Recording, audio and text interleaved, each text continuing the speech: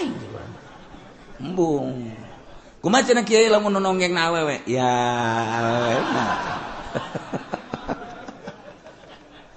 sia masuk aing bae sia rasakeun atuh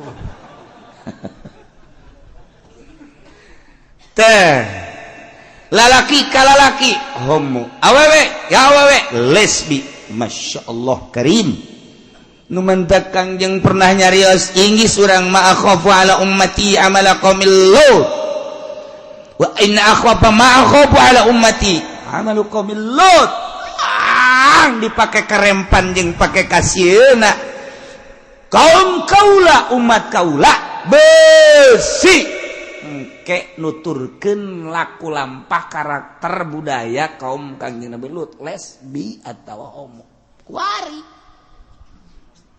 inggis urang besi cara sakumaha siksa nu diturunkeun ka kaum Kangjeng Nabi Lut alaihis naudzubillah min geus dibahas hukumna Imam Syafi'i geus ngabahas hukum liwat Imam Maliki geus ngabahas Imam Hambali geus ngabahas Imam Ahmad bin Hambal Imam Hanafi geus ngabahas seluruh para mujtahid geus ngabahas liwat leuwih dahsyat tibatan zina namatak nya nama kuduna ge dibeum aya zina makan lamun guer muson sakadar dihad anu muson ranjam tapi anu liwat belum kuari malah dilindungi di PBB malah dikawinkeun lalaki jeung lalaki teh lantaran make aturanana HAM hak asasi manusia hormatilah hak asasi manusia kama qala Raden Haji Oma Irama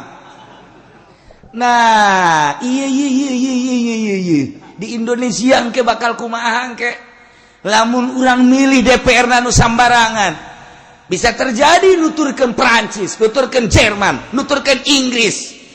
Sarua hayang boga gitu hak asasina yang dikeluarkan, dilegalkeun.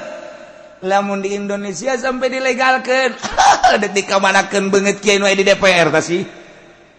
Ya Allah ya Rabb, masyaallah. Tapi ningali lobana nu homosek tuntutanana ka DPR misalna geus aya nu lesbi tuntutan geus aya sementara nyanana teu pernah ngaji main sogok terima bae bisa terjadi naudzubillah min zalik lamun geus terjadi bisa disiksa ku Gusti Allah ieu teh nu mabok sarua jeung ngundang siksa nu zina ngundang siksa nu judi eta teh ngundang siksa ka Gusti Allah sarua jeung abdi mah Gusti teu nurut ka Gusti abdi mah dek korupsi bae lah pokona mah eta mah neuk disiksa ge kabehan ieu kajeun sarua jeung kitu ngan teu ngomong seakan-akan lamun ngomong teh kos gitu. Masya Allah. Nah, ya kaum Kangjeng Nabi Lut seperti kos gitu. Kangjeng Nabi Lut terus-terusan dakwah. Dulur, ke Kangjeng Nabi Lut atuh kira-kira. Ja awewe loba bikang loba woi. Cek Kangjeng Nabi Lut. Widih, iki akeh ki. Geus berbagai bahasa Kangjeng Nabi Lut geus heseueun. Geus heseueun iki wedon akeh. Wih, si Romo hoyong kenal pote bae ge. Wih. Blon. Geus dakwah ye Kangjeng Nabi Lut terus-terusan dakwah. Kumaha eta? Eta mah jawabanana wa ma kana jawab qaumi illa an qalu akhrijuhum min qaryatikum innahum unasun yatatahharun. Kaum Kangjeng Nabi Lut ngararomong eta si Lut terus-terusan dakwah asal beunta dakwah ngahalangan kana kanikmatan jeung kangeunahan urang kumaha urang bae tuh hirup teu kudu diatur-atur ku nyana cenah make aturan pangeran anu gaib leuh cek nyana teh riweuh make aturan kos kitu mah geus bae daripada urang nurut ka nyana maningan geh usir Lut jeung pengikut-pengikutna ti nagara urang akhrijul usir teu ngeunaheun urang sekagok aya nyana masyaallah karim.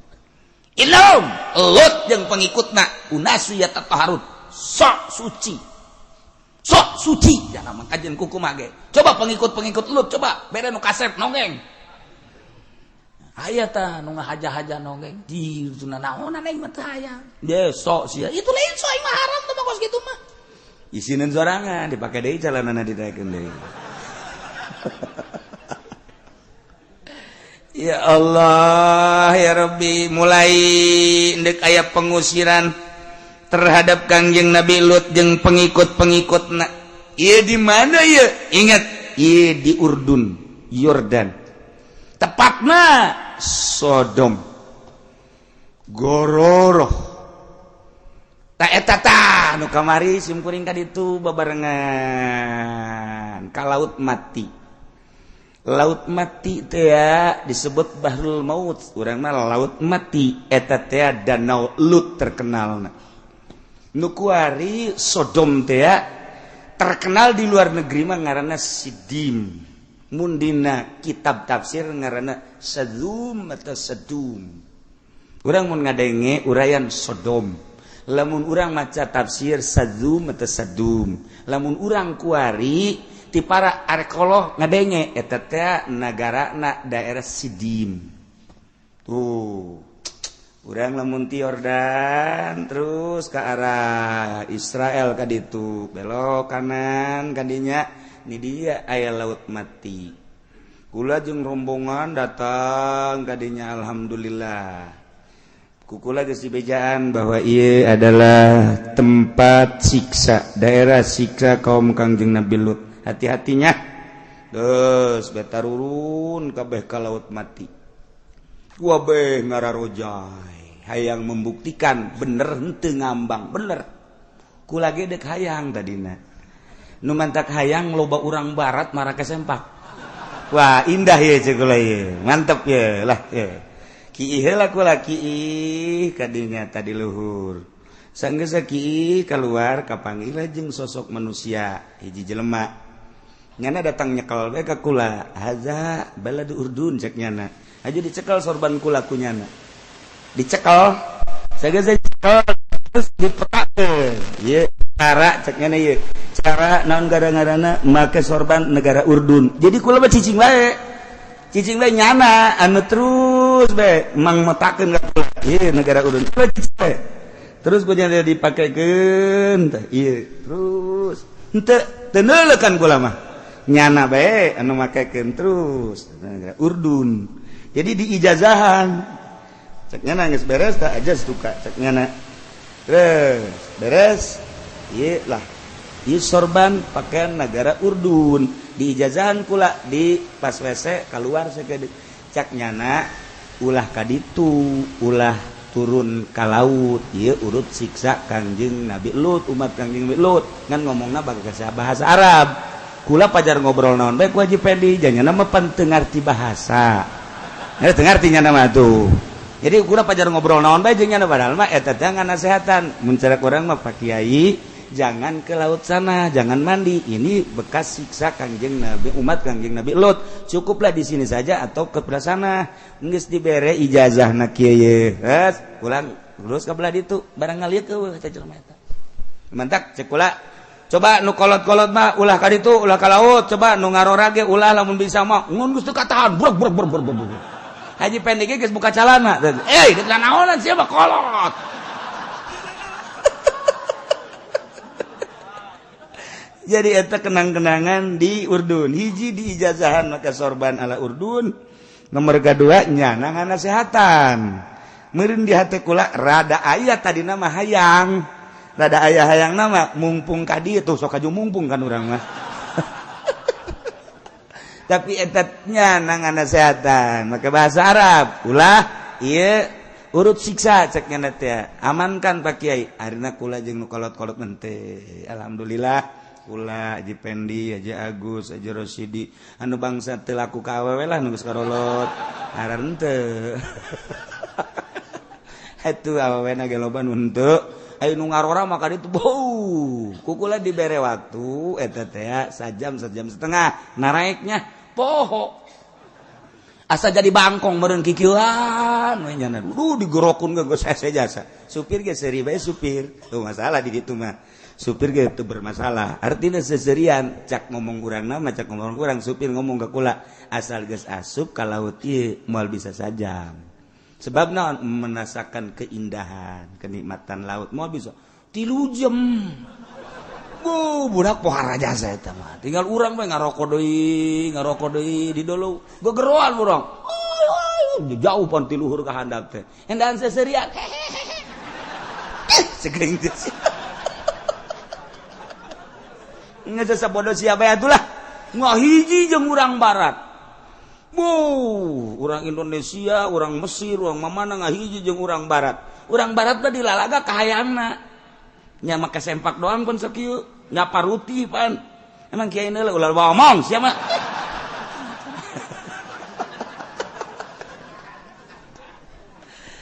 tapi kula muji syukur ka Gusti Allah eta teh kaluar ti WC kemudian kaluar setik ayalah jelema eta setengah baya kemudian nyana ngaijazahan make sorban ala urdun nganasehatan ka kaula ulah ka ditu urut siksa geus kula can kaburu nganasehatan harita di mobil mah di handap ngan sabakadan nyaritakeun bahwa ieu urut siksa teu ngaulahkeun nah akhirna tuh kadari itu jeung diulahkeun ge asal moal bisa eta moal bisa sebab indah jasa nah iyalah Israel Palestina ieu Yordan ieu tadi dia tengah ieu ngaranna danau Lut atawa laut mati urang lamun ngojay di dinya ngambang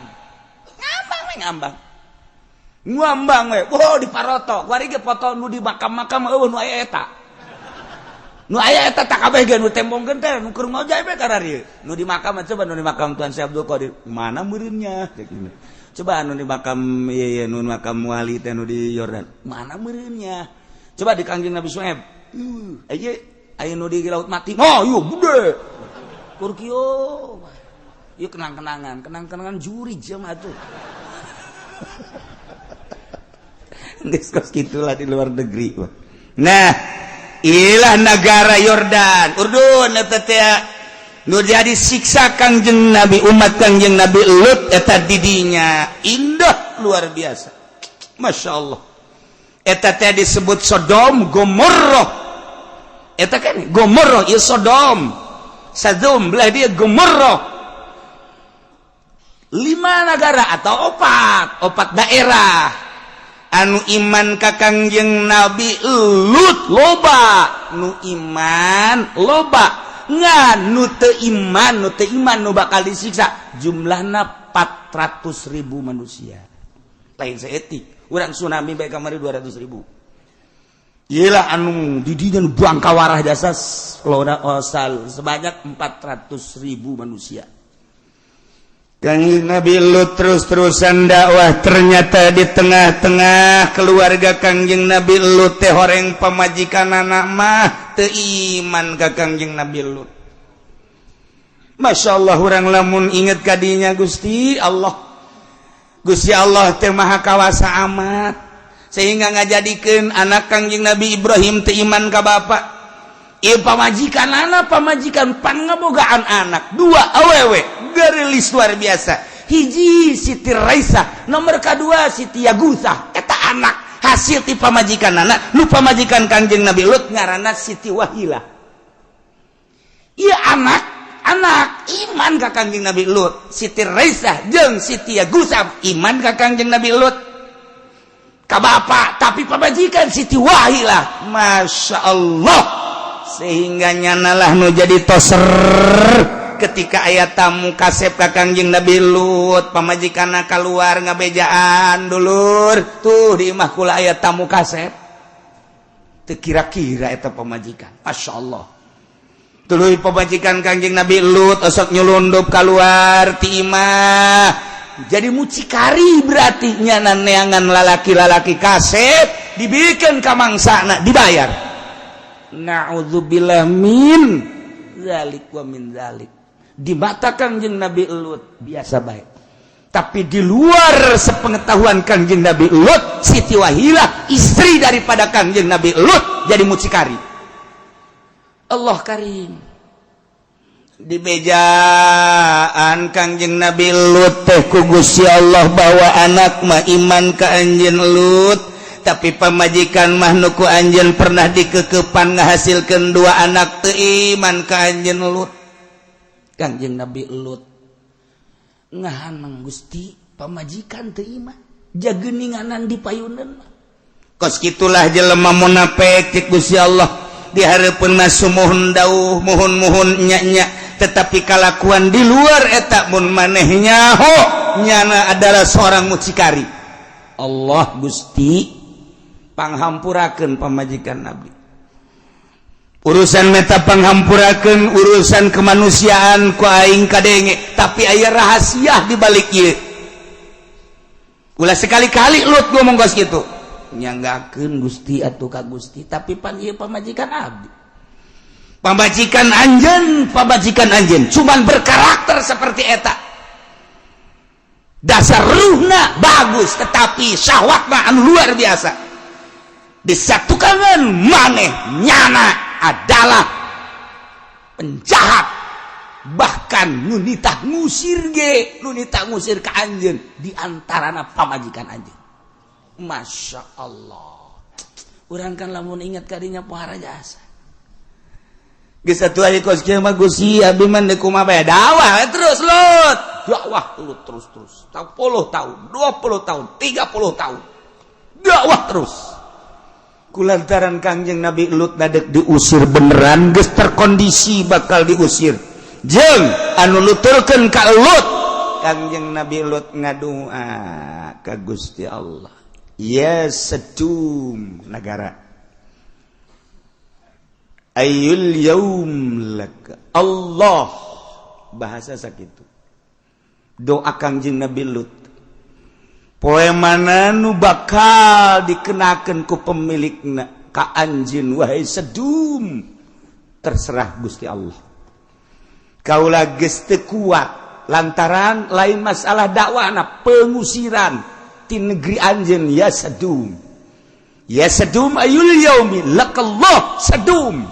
Tutup langsung Kangjeng Nabi Lut dakwah, wahai umat kaula nu iman ka kaula, tinggal tunggu keputusan ti Gusti Allah. Urang lamun titah keluar ti negeri ya segera siap. Wabeh anu iman ka Kangjeng Nabi Lut siap-siap. 1 hari setelah doa jol Kangjeng Nabi jol kitu Kangjeng malaikat Jibril alaihissalam jeung malaikat Mikail memehna ka Kangjeng Nabi Ibrahim heula. Kangjeng Nabi Ibrahim di bejaan bahwa negeri Sadum nu dipimpin ku alo anjeun yakni Lut bakal disiksa. Kade umat di dieu ulah ka Yordan jeung kaula setelah di dieu bakal berangkat ka ditu ka Lut. Mangga atuh sa Kangjeng Nabi Ibrahim. So, berangkatlah Kangjeng malaikat Jibril jeung malaikat Mikail datang ke Kangjeng Nabi Lut. Assalamualaikum. Waalaikumsalam. Kadulu ku pamajikan Kangjeng Nabi Lut Siti Wahilah teh. Beuh, ieu mah tamu kasep. Oh, haraja saya mah kasep. Urang Yordan teh karasep tapi ieu mah kasep jasa. Urang Yordan mah karasep, irung mancung, mata burelet, bibir bareureum, semampai.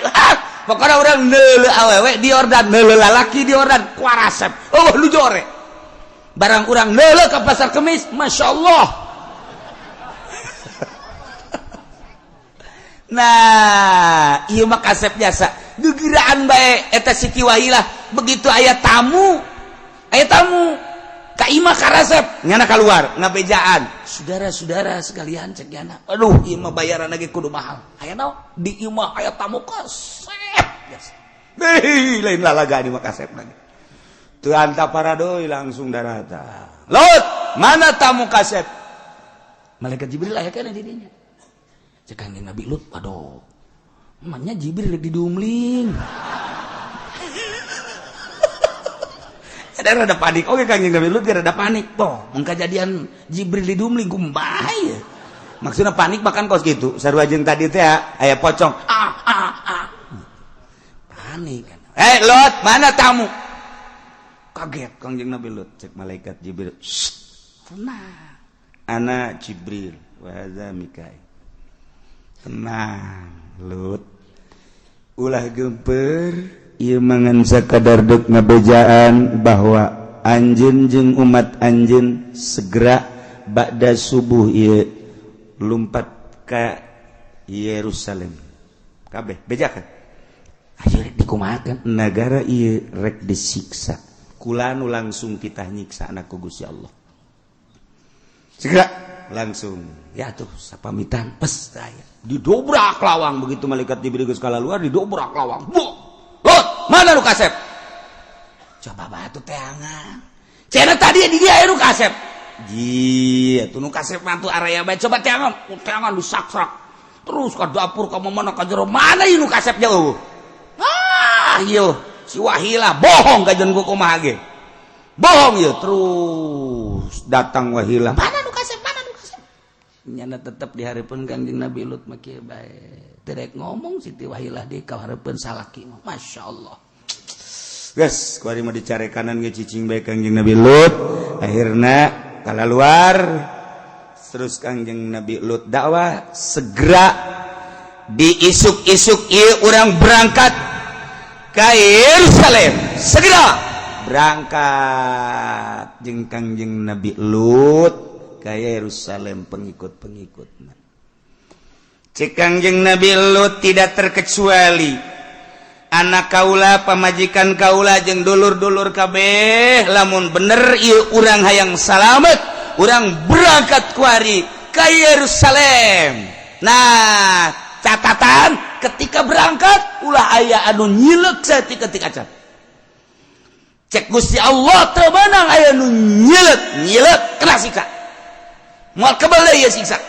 Wabeh berangkat Kangjeng Nabi Lut dihareup, kemudian anak, kemudian pamajikan Siti Wahilah ge milu. Ju kabeh umat-umat marilu ngan Siti Wahilah dikersakeun ku Gusti Allah nyileuk. Masya Allah, nyana aya nyileuk kitu tah. Begitu nyileuk, batu langsung.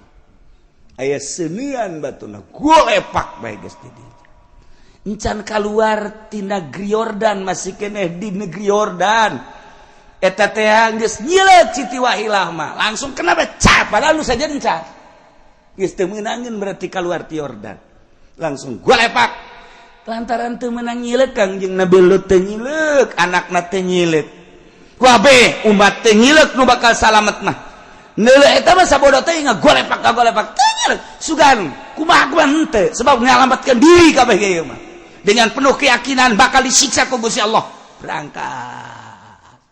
Ieu Yordan, Sodom, ieu Gero gitu. Gumaroh, kemudian lewat ka dieu ka Kaler. Nah, mulai perbatasan Yordan, Israel, ieu Yerusalem. Pas asup ka Yerusalem, wadenge. Ku Kangjeng Nabi Lut kadeng. Anjang nyelek-nyelek kabeh teu meunang nyelek.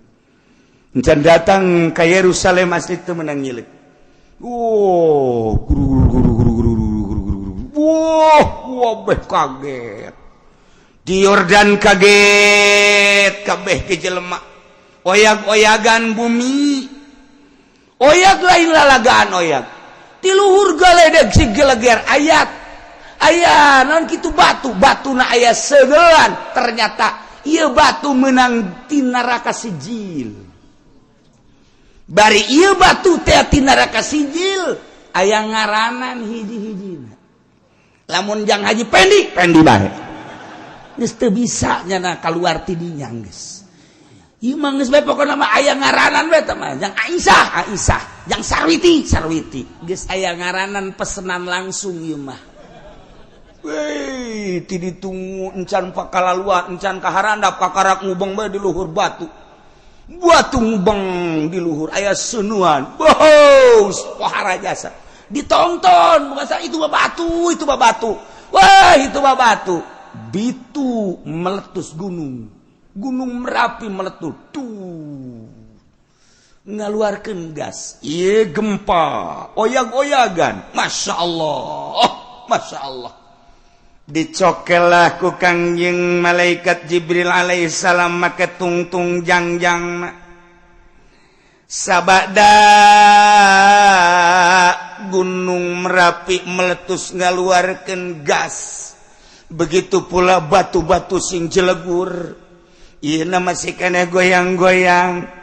Eta batu nu meunang ti neraka sijil aya ngaranan hiji-hiji, langsung ditibakeun ka jelemana masing-masing, ceus dicokel ieu taneuh ku tungtung jangjang malaikat Jibril alaihissalam. Diangkat ka luhur, datang ke malaikat nu aya di langit ngadenge kana suara kotok kongkorong.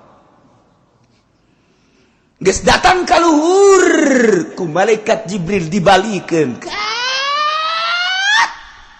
brus ka handap, nu di luhur jadi di handap, nu di handap jadi di luhur. Manusia nu aya di dinya langsung arasup ka neraka.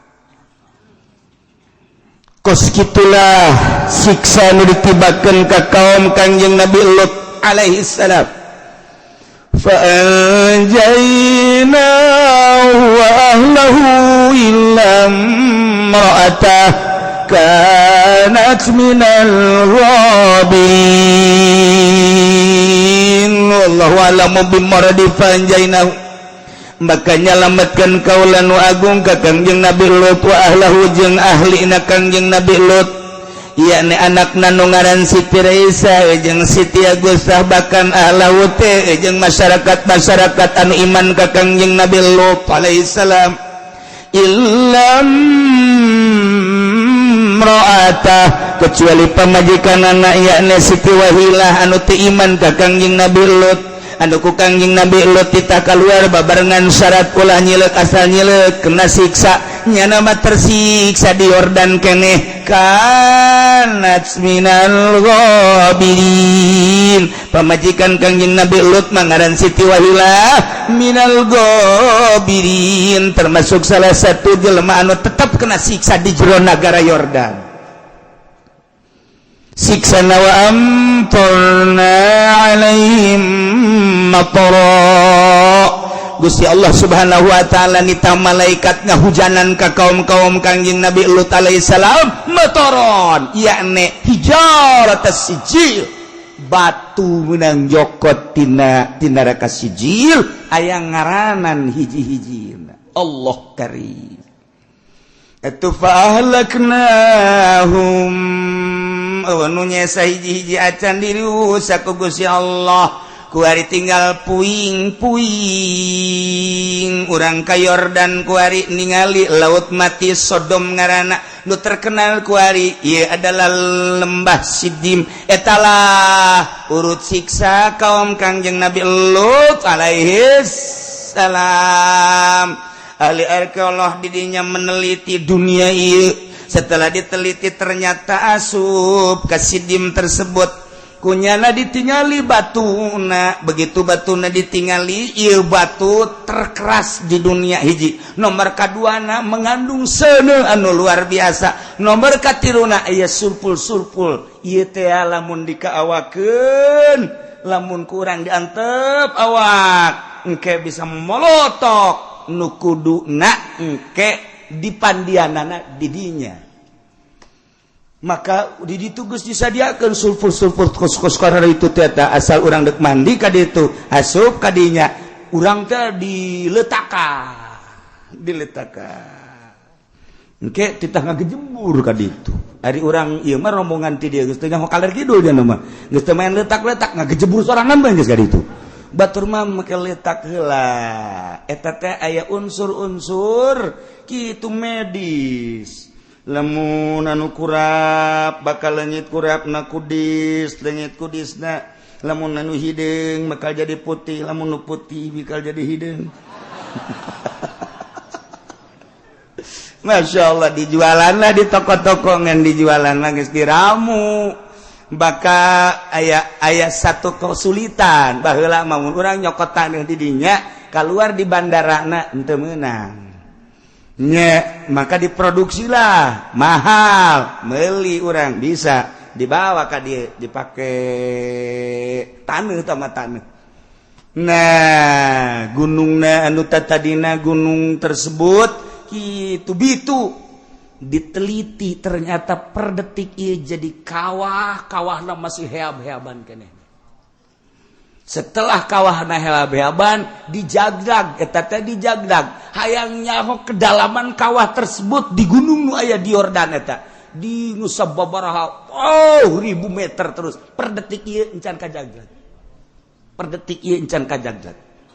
Adapun kawah anu adapun eta mah naon danau Lut geus kanyahoan jadi laut mati Sodom ngaranna. Kemudian tanah nu dibalikeun di Gomorrah belah ditu eta teh tandus kadolo taneuh hidungna tandusna anu tatadina eta dihadap wari jadi di luhur teu bisa dipelakana naon urang kadinya ge panas mentak tidak diperbolehkan manusia kadinya teu meunang panas kuari ge masih panas kana bae mentak eueuh teu dimeunangkeun urang hanya bisa ke laut mati termasuk laut mati eta termasuk nu dibalikeun ngan anu bagian jadi danauna. Kos kitulah urut-urut siksa kaum Kangjeng Nabi Lut alaihi salam maka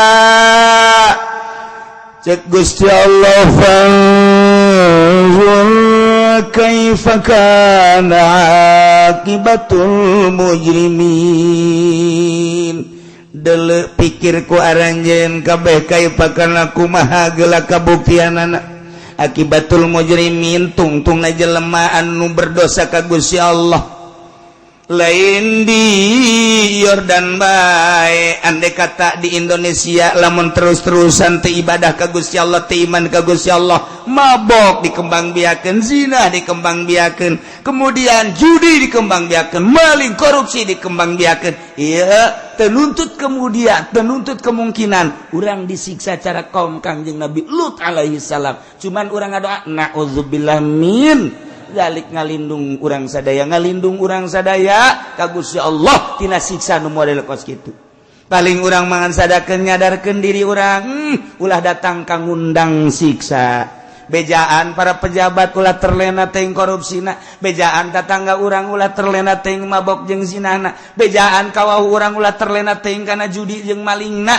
sebab ieu adalah undangan ngundang siksa lamun geus kos kararitu sing hade nu mantake urang untung mun boga imah deket masjid sangat untung sebab kadang-kadang siksa di lingkungan masjid mah disalametkeun bae asal masjidna ulah masjid di Golkar tetep masjid di Golkar mah bocor atuh cenah gitu penting sing hade yen kantor makeun bae make duit ti pamarentah yen berbagai kegiatan mah baik bae masjid mah amankeun jang panyalindungan masyaallah urang lamun ningali kejadian-kejadian tiba heula datang ka kuali anu negara dirusak eta mah tempat ibadah aya bae hiji nu diamankeun Aceh eta masjid sakitu poharana kena tsunami aman jeung di berbagai negara-negara anu disiksa ku Gusti Allah tempat ibadahna diamankeun ku Gusti Allah. Itali hampir sarua jeung kaum Kangjeng Nabi Lut ketika disiksa ku Gusti Allah digempakeun aya satu bangunan masjid leutik aman. Ilah kemodelan anak supaya orang ningali fanzur kaifa kana akibatul mujrimin tuh anu saudara rosak mah acak-acakan datang ka kuarit umat Kangjeng Nabi Lut teh disiksa terus baik dilangsung ka neraka sijil. Masyaallah karim. Mentek kurang makruh ka urut-urut siksa kos kitu teh endek ningali bae jang sakadar nganyatakeun ayat tetapi haju menikmati mangojai dirinya makruh hukumna ketika orang datang ke petempatan urut siksa neuleuh bae cuman orang ulah haju didinya menikmati mah sebab eta urut siksa sanunya hongket timbul siksa deui kos kitulah umat Kangjeng Nabi Lut alaihis anak Kangjeng Nabi Lut salamet dua Siti Raisah jeung Siti Agusah istri Kangjeng Nabi Lut Siti Wahilah cilaka lantaran teu iman kemudian Kangjeng Nabi Lut di Yerusalem setelah selesai Allah sapoe eta nyiksa geus beres sapoe eta Kangjeng Nabi Lut ngadatangan Kangjeng Nabi Ibrahim kabenaran Kangjeng Nabi Ibrahim di Yerusalem didinya di Palestina ngobrol Kangjeng Nabi Lut jeung Kangjeng Nabi Ibrahim di Palestina setelah ngobrol 10 hari kemudian instruksi ti Gusti Allah Kangjeng Nabi Lut supaya kembali deui ka Yordania maka Kangjeng Nabi Lut pamitan Kangjeng Nabi Ibrahim di Palestina pamitan Kangjeng Nabi Lut ka Yordan deui beserta putrina 2 jeung masyarakatna begitu datang ka Yordan maksudna naon ulah batur bae nu titah neuleuh anjeun dulur anjeun tetangga anjeun kerabat anjeun nu geus disiksa panjur beuleuh ku anjeun sarua jeung hai Lut jeung umat-umat anjeun Lut deuleuh heula memeh batur neuleuh kaifa kana akibatul mujrimin tuh deuleuh akibat-akibatna jelema-jelema anu dosa anu teu nurut ka Gusti Allah begitu neuleuh kaget kabeh lantaran hiji ieu kuari geus jadi danau Sodom nu tadina kota eta laut mati teh kota Sodom belah itu gemarah di deuleuh nu tadina kota dibalikeun taneuh nu handap jadi di luhur jadi di handap belah itu gunung ditingali eta mah gas jadi eta mah siksa kangong Kangjeng Nabi Lut mah dahsyat biasa kadahsyatanana naon ti luhur seuneu di handap gas seuneu dibalikeun seuneu kabeh masyaallah mantak Imam Syafi'i ngahukuman jelema anu zina guer muson zina muson rajam aya nu ngadumling beulem sebab naon umat Kangjeng Nabi Lut ge baheula dibeulem ku Gusti Allah di luhur batu ti neraka sijil dihandap gasono dibalikeun ka seuneu deui masyaallah mudah-mudahan urang kabehan bisa mawas diri sehingga orang bisa tobat ka Gusti Allah tina berbagai kesalahan-kesalahan orang khususna orang kabehan umumna umat manusia nu aya di Indonesia mudah-mudahan diberi tararobat ku Gusti Allah Subhanahu wa taala pejabatna diberi tobat pedagangna diberi tobat pengusahana diberi tobat buruhna diberi bisa tobat petanina kiaina seluruhna bisa tobat sehingga orang aman tina siksa Allah Subhanahu wa taala jeung bisa ningkatkeun ibadah orang ka Gusti Allah sehingga orang di akhirat disalametkeun menuju surga Allah Subhanahu wa taala.